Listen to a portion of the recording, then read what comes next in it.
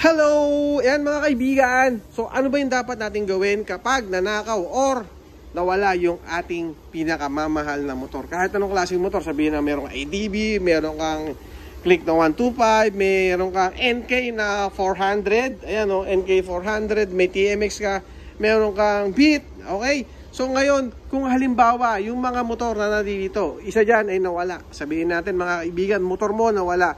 Ano yung dapat natin gawin at ano yung dapat natin tandaan? Okay, kung yan ay motor mo talaga, o siyempre motor mo yan, ikaw ang gumagamit niyan. Ngayon, kailangan mo agad pumunta sa PNP clearance at i-report mo agad to mga kaibigan. Kailangan mo i-report mo agad to sa PNP and then kailangan mo din i-report to sa LTO. Pumunta ka po dun sa Notary Public at humingi po kayo ng affidavit of loss. And then, yun po yung ipapasa natin sa LTO para po magkaroon tayo ng alarm. So, yung alarm po, ito po ay pinopost po ito or ina-alarm po ito ni LTO sa mga HPG, sa mga LTO, tsaka sa mga ibang LTO branches na kung sakali po na ang isang motor na nawala, nakarnap, o sabihin natin nakarnap, ay kapag po ito ay pinarehistro, ang mangyayari po ay lalabas po sa system na ito po ay nakaw or nawala. Kaya hindi po nila basta-basta mapaparehistro yung motor na yan.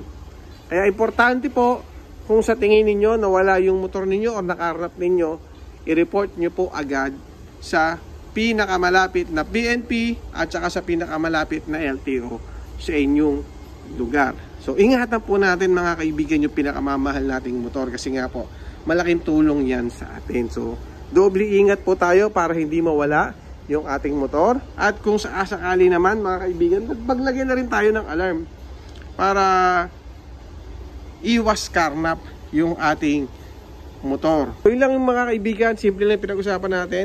Sana nakatulong uli ang video natin ito sa inyo at sa mga nagmumotor. Okay? Yun lang. Maraming salamat. Thank you.